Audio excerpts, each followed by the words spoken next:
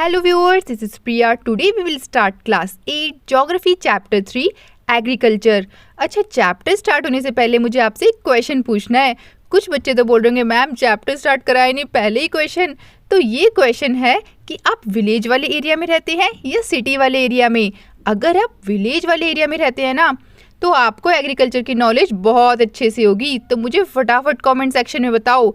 तो करते हैं हम चैप्टर स्टार्ट.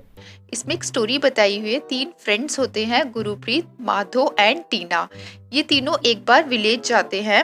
वहाँ पर देखते हैं एक फार्मर है, वो वीट को ग्रो कर रहा है. तो अब जब वो जाते हैं उनसे पूछते हैं फार्मर से कि अंकल आप ये वीट क्यों ग्रो कर रहे हो. तो बोलते हैं बेटा मैं इसलिए वीट को ग्रो कर रहा हूँ जिससे कि मैं इसको अच्छे से फर्टाइल कर सकूँ, मैन्योर यानी कि खाद वगैरह से बहुत अच्छा बना सकूँ, बहुत ज़्यादा अमाउंट में बना सकूँ. और जब ये बहुत बड़े बड़े हो जाएंगे, अच्छे से ये ग्रो हो जाएंगे, फिर इनको मैं मंडी में अच्छे प्राइस में बेच कर आऊँगा और वहाँ से मुझे पैसे मिलेंगे. बोलते अच्छा ठीक है, आपने अगर मंडी में बेच भी दिया तो मंडी में जाकर क्या होगा इन वीट का. तो वो बोलते हैं अब ये मंडी में जाएंगे, उसके बाद मंडी वाले आगे इसको फैक्ट्रीज में लेके जाएंगे और फैक्ट्री में इसी वीट का ब्रेड एंड बिस्किट बनेगा जो कि हम लोग खाते हैं. तो बोलते अच्छा तो ऐसे होता है ये पूरा प्रोसेस. तो अब देखिए इसमें है क्या क्या इसमें जो प्रोसेस हुआ है. जैसे पहले वीट ग्रो हुआ, उसके बाद मंडी में गया ये पूरा वीट, उसके बाद फैक्ट्री में गया, उसके बाद हम लोगों के पास आया ब्रेड बन के और बिस्किट्स बन के. तो जो पहला वाला प्रोसेस है उसको बोलते हैं प्राइमरी, यानी कि स्टार्टिंग वाला प्रोसेस जब वो वीट ग्रो हो रहा है. और सेकेंडरी प्रोसेस हम बोलते हैं जहाँ पर वो मैन्युफैक्चर हो रहा है, जैसे फैक्ट्री में बन रहा है ये पूरा प्रोडक्ट, तो इसको क्या बोलेंगे हम सेकेंडरी.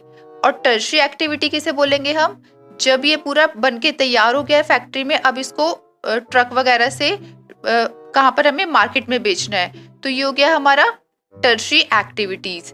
तो अब ये 3 एक्टिविटीज हैं जो कि पूरा एक प्लांट ग्रो करने से लेकर पूरा फिनिश्ड प्रोडक्ट तक होता है. तो प्राइमरी, सेकेंडरी और टर्शरी अब आपको अच्छे से समझ आ गया होगा. तो पढ़ते हैं अब हम डिटेल में. इसमें हम एग्रीकल्चर के बारे में पढ़ेंगे. जो भी हमारा प्रोडक्ट होता है, फॉर एग्जांपल जैसे कि हमारा वीट है, तो वीट को फिनिश्ड प्रोडक्ट में यानी कि वीट को बिस्किट में कन्वर्ट होने में जो प्रोसेस लग रहा है, तो उसके बारे में हम देखते हैं. पहले इसको क्या बोलते हैं हम, ये डिफरेंट एक्टिविटीज़ होती हैं. तो ये 3 टाइप की एक्टिविटीज़ है. इकोनॉमिक एक्टिविटी है, प्राइमरी, सेकेंडरी एंड टर्शरी. अब प्राइमरी एक्टिविटी में क्या होता है, जो वीट हमने ग्रो किया है यानी कि फार्म लैंड पे हमने ग्रो किया है, तो ये क्या हो गया हमारा प्राइमरी एक्टिविटी हो गया, जहाँ से हम प्रोडक्ट को एक्सट्रैक्ट करते हैं या प्रोड्यूस करते हैं. जैसे कि एग्रीकल्चर हो गया, फिशिंग हो गया हमारा, तो ये सारा किस में आएगा, हमारा प्राइमरी एक्टिविटी में आएगा. अब जैसे वीट को हमने ग्रो किया एग्रीकल्चर पे, तो अब हम क्या करेंगे, इसको मैन्युफैक्चर करेंगे, मतलब इसको बनाएंगे. कहाँ पे बनाएंगे, फैक्ट्रीज में बनाएंगे. तो ये हो गया हमारा सेकेंडरी एक्टिविटीज, जहाँ पे उस प्रोडक्ट को बनाया जाता है, मैन्युफैक्चर किया जाता है. जैसे कि हमारा मैन्युफैक्चरिंग ऑफ स्टील हो गया, बेकिंग ऑफ ब्रेड हो गया, क्लोथ को बुनना, इस तरीके से. तो ये सारा हमारा सेकेंडरी एक्टिविटीज में आएगा. अब इस एक्टिविटी को हम कहाँ पे लेके जा रहे हैं, सर्विसेज प्रोवाइड करा रहे हैं लोगों को, मतलब बेच रहे हैं. तो ये हमारा सारा आ जाएगा टर्शरी एक्टिविटीज में. और टर्शरी एक्टिविटीज में क्या क्या होता है, इसमें हम सर्विस प्रोवाइड कराते हैं, जैसे कि ट्रांसपोर्ट हो गया, ट्रेड हो गया, बैंकिंग हो गया, हमारा इंश्योरेंस हो गया, एडवर्टाइज हो गया. तो ये सब चीज़ें हमें क्या प्रोवाइड कर रही है, सर्विस प्रोवाइड कर रही है. तो जो भी चीज़ हमें सर्विस प्रोवाइड कराती है उसको हम बोलते हैं टर्शरी एक्टिविटी. अब एग्रीकल्चर हमें पता चल गया कि ये क्या हमारी प्राइमरी एक्टिविटी है और इसमें हम क्या क्या ग्रो कर सकते हैं. इसमें हम फ्रूट्स को, वेजिटेबल्स को, फ्लावर्स को, और लाइव स्टॉक होता है उसको रेयर भी करा सकता है. जो पशुपालन होता है वो भी करा सकता है हम एग्रीकल्चर एक्टिविटी में. और जो पूरे वर्ल्ड का 50% पर्सन्स है ना, वो किस में एंगेज है, वो एग्रीकल्चर में ही इन्वॉल्व है. और जो 2/3 इंडिया की पॉपुलेशन है वो किस पे डिपेंड है, वो एग्रीकल्चर पे डिपेंड है अभी भी. जो लैंड होता है जहाँ पे हम इस क्रॉप को ग्रो करते हैं, उस लैंड को हम क्या बोलते हैं, एरेबल लैंड. अब देखिए यहाँ पर ये बॉक्स में लिखा है कि एग्रीकल्चर कहाँ से ओरिजिन हुआ. तो एग्री मीन्स सॉइल और कल्चर मीन कल्टीवेशन, यानी कि सॉइल पे जो हम कल्टीवेशन करते हैं, सॉइल पे जो भी हम ग्रो करते हैं, उसको बोलते हैं हम एग्रीकल्चर. अब आप इस मैप में देख रहे होंगे जो ग्रीन ग्रीन पोर्शन है वो सारा क्या है हमारा, वो एरेबल लैंड है, यानी कि जहाँ पे कल्टीवेशन हो रहा है। अभी देखिए इसमें डू यू नो में लिखा है, ये बहुत इंपॉर्टेंट है हमारे, ये 5 टर्म्स है। एग्रीकल्चर किसे बोलते हैं? एग्रीकल्चर उसे बोलते हैं जहाँ पर हम कल्टीवेशन करते हैं, जहाँ पर हम खेती बाड़ी करते हैं। और सॉइल हो गया, इसमें raising crop, rearing life stock, पशुपालन भी होता है इसमें सारा। तो ये सारा किस में आता है? हमारा एग्रीकल्चर में आता है। पूरा फार्मिंग जो है हमारा एग्रीकल्चर में आता है। नेक्स्ट है हमारा सेरिकल्चर। सेरिकल्चर में क्या करते हैं हम? सिल्क वॉर्म, सिल्क वॉर्म से रिलेटेड है सेरिकल्चर। देखिए S for sericulture, S for silk worm, तो हम ऐसे इसको लर्न कर सकते हैं। पीसी कल्चर में क्या होता है? ब्रीडिंग ऑफ फिश, यहाँ पे फिशेस का होता है। तो पीसी कल्चर से हमें क्या याद रखना है कि यहाँ पे फिशेस का प्रोडक्शन होता है। टैंक और पॉन्ड में हम इसको अच्छे से ब्रीड करवा पाते हैं फिश को। अब नेक्स्ट है हमारा विटिकल्चर। विटिकल्चर में क्या होता है? हमारा ग्रेप्स का कल्टीवेशन होता है। और हॉर्टिकल्चर, हॉर्टिकल्चर देखो बहुत इंपॉर्टेंट है और ये मोस्टली पूछा जाता है। तो यहाँ पर हम क्या क्या ग्रो करते हैं? यहाँ पर हम वेजिटेबल ग्रो करते हैं, फ्लावर्स ग्रो करते हैं और फ्रूट्स को ग्रो करते हैं। तो अगर आपसे कोई पूछे कि वेजिटेबल, फ्लावर्स और फ्रूट्स कहाँ पे ग्रो होते हैं तो उसको हम क्या बोलते हैं? तो हम बोलेंगे उसको हॉर्टिकल्चर बोलते हैं। अब हमारा है फार्म सिस्टम। अब फार्म सिस्टम के लिए हमें क्या क्या चीजें देखना पड़ेगा? देखो सबसे पहले हमें इनपुट्स देखना पड़ेगा, यानी कि हम उसके लिए क्या क्या यूज कर सकते हैं क्रॉप को ग्रो करने के लिए। तो क्रॉप को ग्रो करने के लिए हमें सबसे पहले क्या चाहिए? सीड्स चाहिए, फर्टिलाइजर चाहिए, मशीन्स चाहिए, जिससे कि और अच्छे से हम उसको ग्रो कर पाए। और हमें लेबर चाहिए, लेबर यानी कि जैसे हम लोग उसको अच्छे से प्लगिंग वगैरह करते हैं। तो ये सारी चीज़ें हमें फार्म सिस्टम में चाहिए। और यहाँ पर ये बहुत अच्छे से फिगर में बताया भी हुआ है कि जो फार्म सिस्टम है उसमें क्या क्या हमें इनपुट चाहिए होता है। अब देखो इनपुट के नीचे क्या क्या लिखा है? मशीन्स लिखी है, सीड्स लिखा हुआ है, केमिकल्स, ये हमें चीज़ें चाहिए इनपुट डालने के लिए यहाँ पर। अब प्रोसेस कौन कर रहा है? प्रोसेस हम लोग कर रहे हैं, जैसे प्लगिंग हो गया, सोइंग हो गया, स्प्रेइंग हो गया, तो ये सारे प्रोसेस हम लोग कर रहे हैं। और अब इससे हमें आउटपुट क्या मिल रहा है? ये सब करने से हमें मिल रहा है क्रॉप्स मिल रहे हैं। तो आउटपुट में हमारा क्या है? क्रॉप्स आ गया। जो ह्यूमन इनपुट है, यानी कि जो हम लोग जो इनपुट दे रहे हैं वो क्या क्या दे रहे हैं? एक तो हम स्टोरेज, यानी कि जो भी क्रॉप ग्रो होगा, कुछ भी होगा, तो उसके लिए स्टोरेज रखनी पड़ेगी, हमें एक जगह रखनी पड़ेगी खाली जहाँ पर हम उसको स्टोर करके रख सके। हमें लेबर चाहिए होगा, हमें मशीन्स चाहिए होंगे और हमें केमिकल्स चाहिए होंगे। और अब आ जाइए फिजिकल इनपुट पे। फिजिकल इनपुट बहुत इंपॉर्टेंट है, पूछा जाता है फिजिकल इनपुट। तो हमें कोई भी क्रॉप ग्रो करनी है तो हम उसके लिए क्या क्या चीज़ें देखेंगे कि वहाँ पे रेनफॉल अच्छी है या नहीं, वहाँ की सॉइल कैसी है, वहाँ पे स्लोप कैसा है, हिली एरिया है या फ्लैट एरिया या प्लेन एरिया है, और वहाँ का टेम्परेचर कैसा है, सनशाइन कैसी है। तो ये सारी चीज़ें किस में आ गई है? हमारी फिजिकल इनपुट में। तो हमें ये सारी चीज़ें देखनी पड़ती हैं जब हम किसी भी लैंड पे क्रॉप को ग्रो करते हैं। अब नेक्स्ट है हमारा जो आउटपुट सिस्टम है हमारा, जो वो हमें क्या क्या देता है? वो हमें देगा क्रॉप्स, वुल, डेयरी, पोल्ट्री प्रोडक्ट्स हो गया, जैसे कि मीट हो गया, मिल्क हो गया, ये सारे हमें कौन देता है? एनिमल्स देते हैं। और ये भी सारे एग्रीकल्चर में ही होते हैं involve. Next, types of farming. अब जो फार्मिंग होती है वो कितने टाइप्स की होती है? फार्मिंग देखिए 2 टाइप्स की है यहाँ पे, subsistence farming and commercial farming. अब सब्सिस्टेंस फार्मिंग कौन सी है?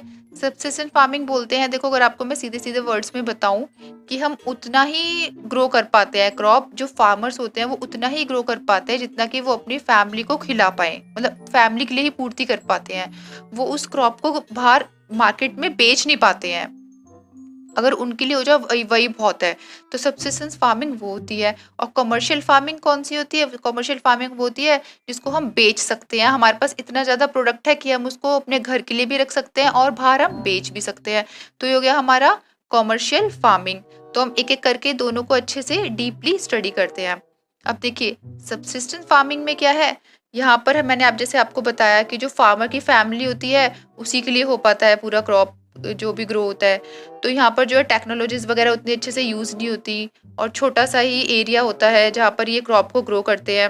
और ये भी 2 टाइप के होते हैं सब्सिस्टेंस फार्मिंग भी, एक होता है इंटेंसिव सब्सिस्टेंस और एक होता है प्रिमिटिव सब्सिस्टेंस।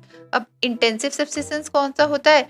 यहाँ ये होता है कि स्मॉल प्लॉट पे, मतलब छोटा सा प्लॉट इन्हें दिया गया है, वहां पर ये छोटे मोटे थोड़े बहुत टूल्स यूज करके और अपना ये क्रॉप को अच्छे से ग्रो कर रहे हैं। जैसे कि राइस हो गया, राइस को मोस्टली लोग ग्रो करते हैं ऐसी जगह पे। और अदर क्रॉप्स हो गए जैसे कि वीट, मेज, पल्सेस। इंटेंसिव सब्सिस्टेंस एग्रीकल्चर कहाँ पर होता है? जहाँ पर थिकली पॉपुलेटेड एरिया हो और मॉनसून रीजन हो, जैसे कि साउथ ईस्ट और ईस्ट एशिया।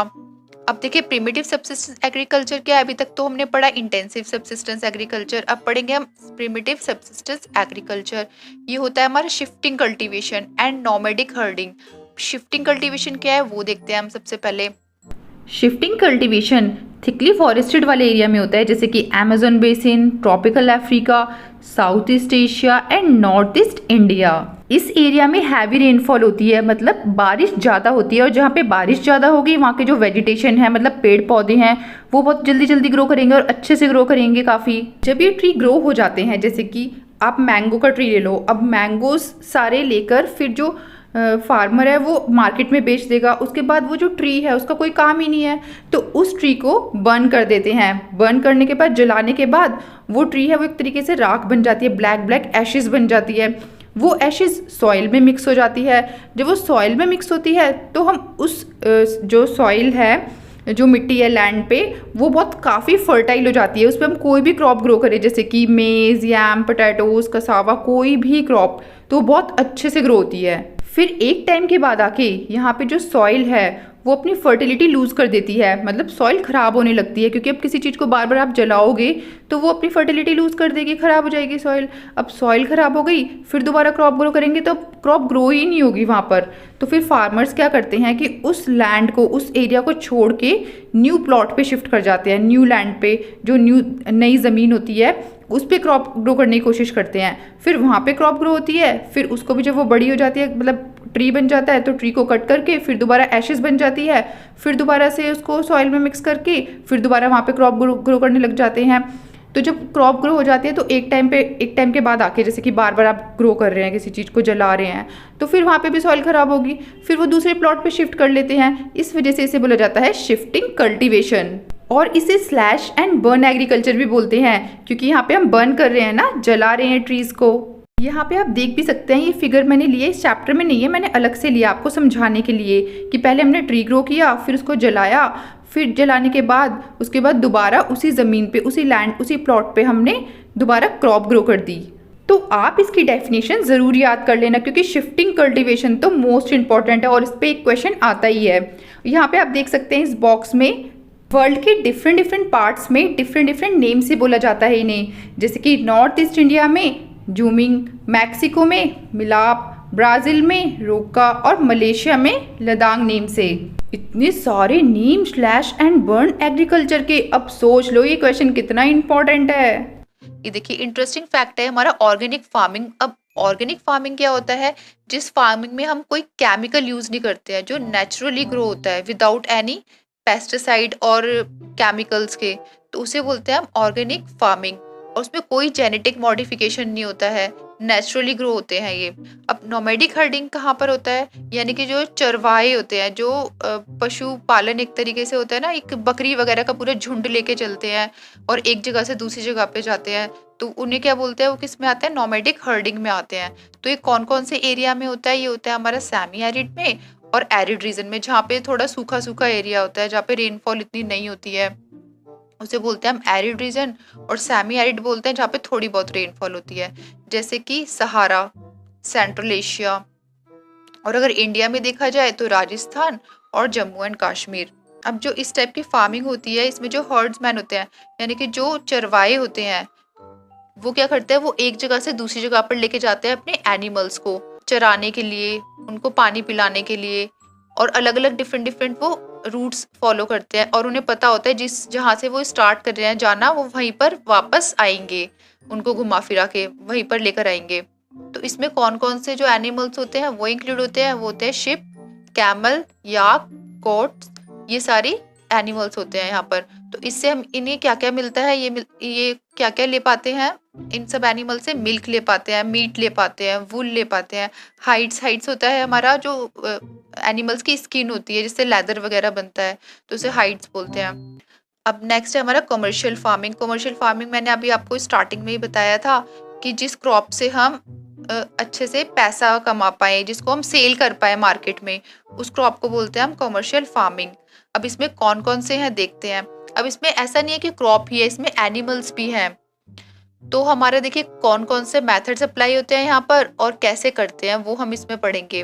अब ये जो कमर्शियल फार्मिंग होती है, इसमें कौन कौन सी फार्मिंग होती है। कमर्शियल ग्रेन फार्मिंग है, मिक्स्ड फार्मिंग है और प्लांटेशन एग्रीकल्चर है। अब कमर्शियल ग्रेन फार्मिंग कौन सी है वो देखते हैं। उसमें है देखिए वीट और मेज। वीट और मेज को इतने ज्यादा अमाउंट में ग्रो करते हैं कि ये अच्छे से मार्केट में इसको बेच पाए। और ये कौन से एरिया में होता है, टेम्परेट ग्रासलैंड्स में होता है, temperate grassland of north America, Europe और एशिया। अब हमारा है देखिए नेक्स्ट है मिक्स फार्मिंग। अब मिक्स फार्मिंग में क्या होता है कि हम सब कुछ मिक्स ग्रो कर रहे हैं, फूड को भी, फॉडर को भी, और जो लाइव स्टॉक है उसको, मतलब पशुपालन भी हो रहा है वहाँ पे, क्रॉप भी ग्रो हो रही है, सब हो रहा है वहाँ पर। ठीक है, तो मिक्स फार्मिंग में हम फूड, फॉडर और रेयरिंग लाइव स्टॉक करते हैं। और ये कौन कौन से एरिया में होता है वो देखते हैं हम। Europe, eastern USA, Argentina, south east Australia, New Zealand and south Africa. अब नेक्स्ट आते हैं हम प्लांटेशन पे। प्लांटेशन कौन से होते हैं, जैसे कैश क्रॉप होते हैं उन्हें बोलते हैं प्लांटेशन।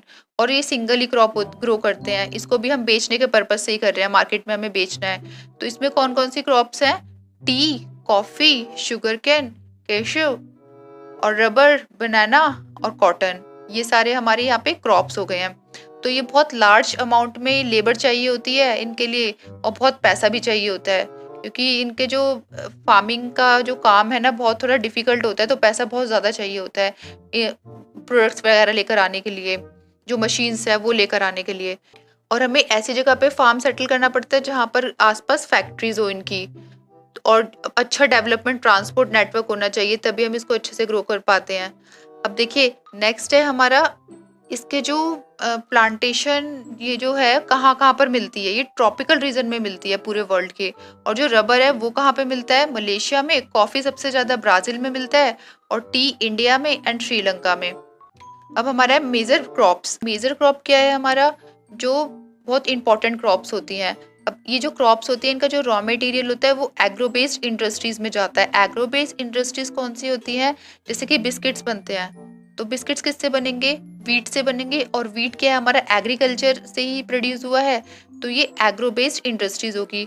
टमाटो केचप हो गई, वो भी हमारी एग्रो बेस्ड इंडस्ट्री से ही है एक तरीके से, क्योंकि टमाटो कहाँ से आ रहा है, फार्म से आ रहा है। जो भी चीज़ फार्म से आ रही है वो क्या हो गया हमारा, एग्रो बेस्ड इंडस्ट्री में आता है, इंक्लूड होता है।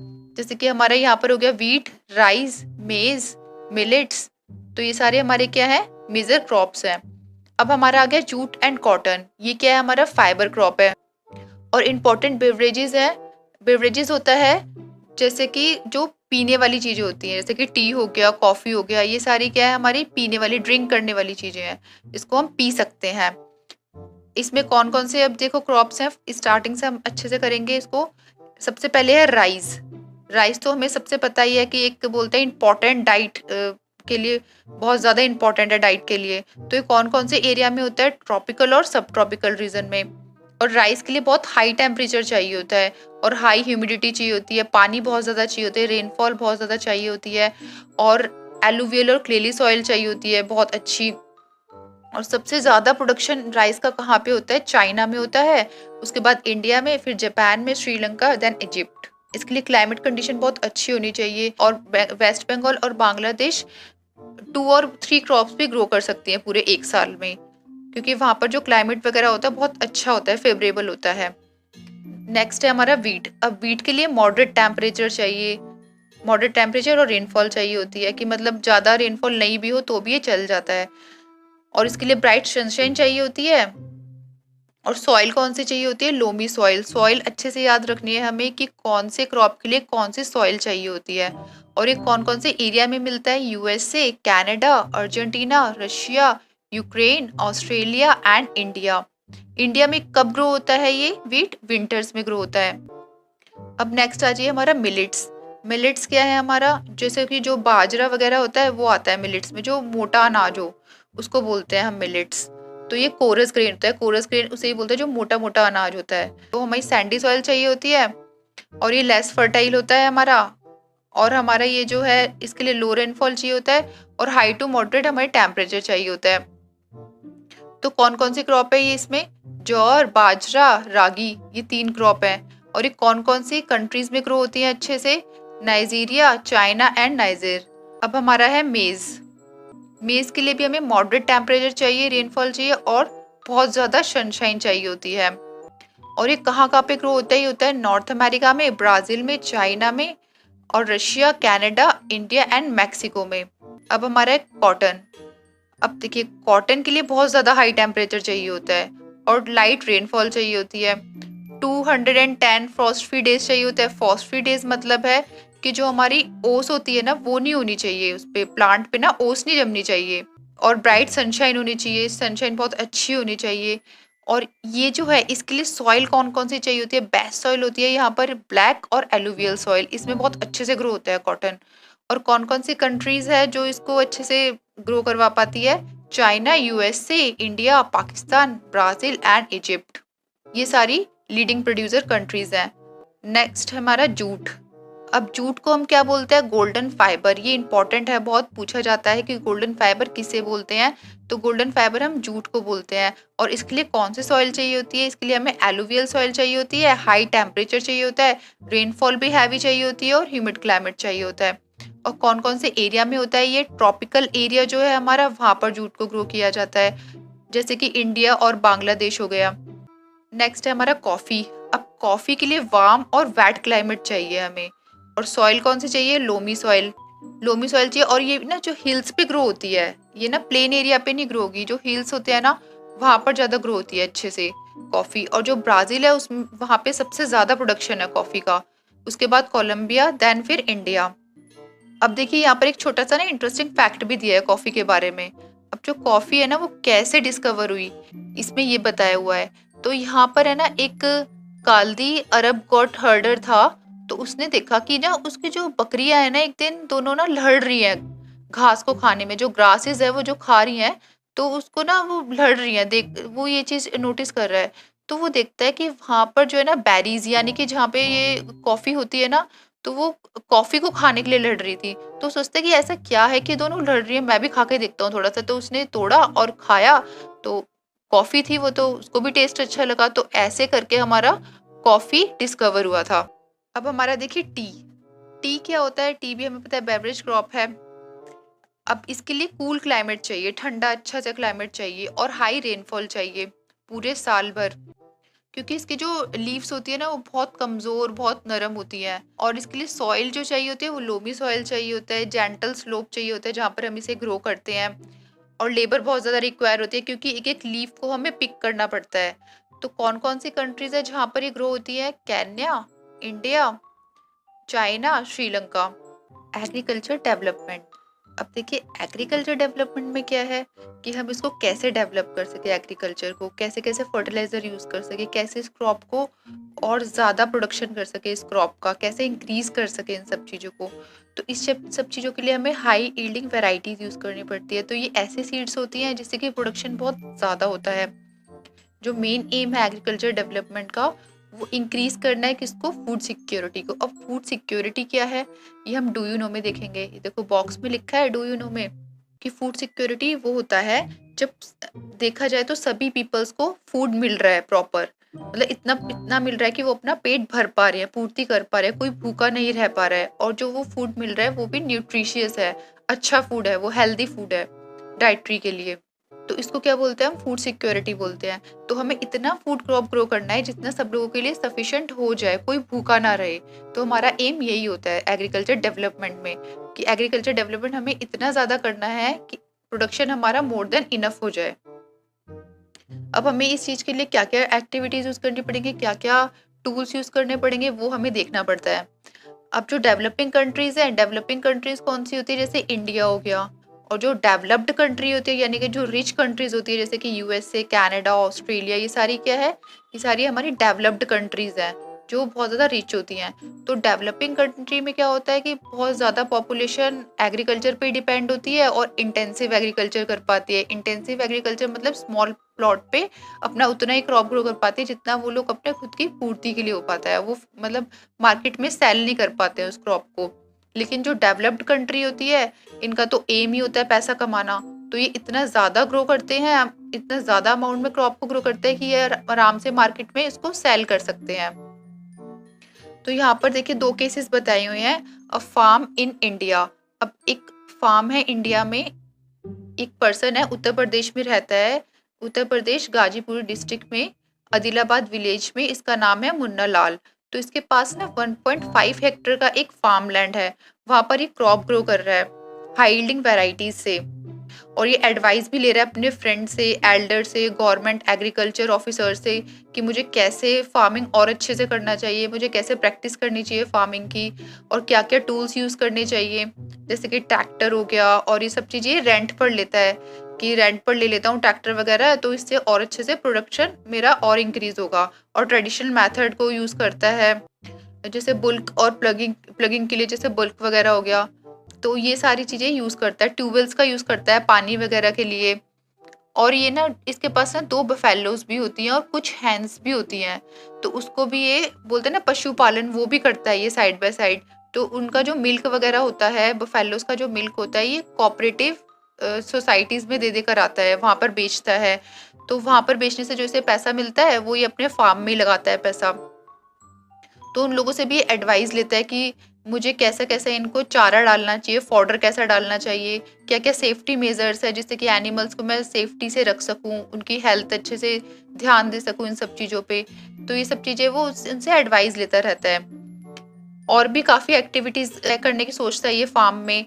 तो ये जो हाई यील्डिंग वेराइटी सीड्स हैं, इससे इसको थोड़ा मतलब हेल्प मिलती है क्रॉप वगैरह में। और कोऑपरेटिव सोसाइटीज़ जो है जो एग्रीकल्चर की, तो वो इसको थोड़ा कुछ एडवाइस करती हैं।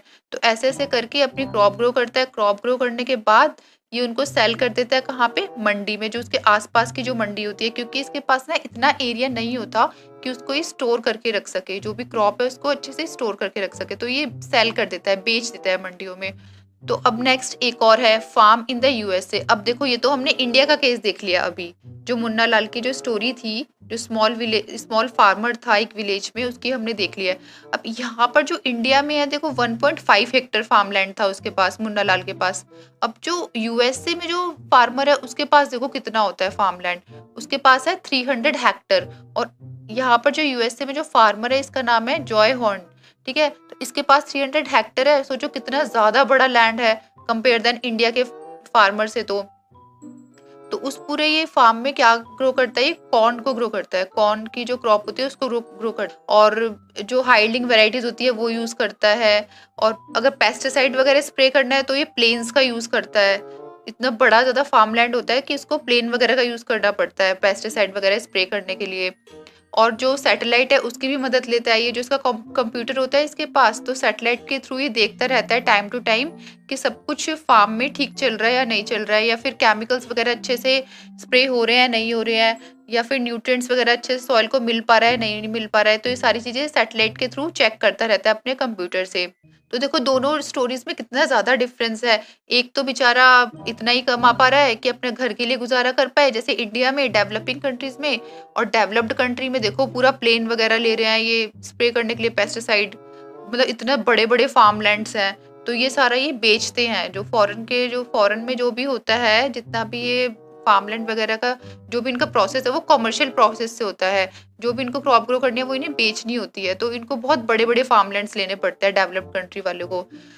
और ये किस किस का यूज़ करते हैं, जैसे कि ट्रैक्टर का यूज़ करेंगे, सीड ड्रिल्स का, लेवलर का, कंबाइंड हार्वेस्टर का, थ्रेशर का, इन सब का ये एग्रीकल्चर में यूज़ करते हैं। और फिर इसको इनके पास एक स्टोरेज भी होता है, ग्रेन स्टोरेज, वहाँ पर ये स्टोर करके रखते हैं इन ग्रेन को, और उसके बाद मार्केट में डिस्पैच कर देते हैं। जो फार्मर्स होते हैं ना यूएसए के, वो एज अ बिजनेसमैन एक्ट करते हैं। उनको ये नहीं है कि हम फार्मर हैं, वो ये सोचते हैं कि हम ना बिजनेसमैन है और हमें इसको बिजनेस की तरह चलाना है, हमें इसको और ज़्यादा बढ़ाना है, ना कि नॉर्मल पीजेंट फार्मर की तरह जैसे हमारे इंडिया में होता है। हमारे इंडिया में तो फार्मर्स बेचारे होते ही गरीब है, कितना मिल पाता है उन्हें, बहुत कम मिल पाता है। और लेकिन जो यूएसए के फार्मर्स होते हैं वो तो एज अ बिजनेसमैन होते हैं, रिच माने जाते हैं वहाँ पे। तो आप इस फिगर में भी देख सकते हैं, देखो कैसे कैसे मॉडर्न टेक्निक्स यूज हो रही हैं, पूरे मशीन के थ्रू हो रहा है सारा कुछ। तो ऐसे होता है डेवलप्ड कंट्री में। ये थी इस चैप्टर की स्टोरी। अगर आपको ये चैप्टर समझ में आया तो मुझे टिक द करेक्ट का आंसर कमेंट सेक्शन में बताओ। If you have any doubt, right it down in the comment section and please like and subscribe my video and share with your friends. Thank you.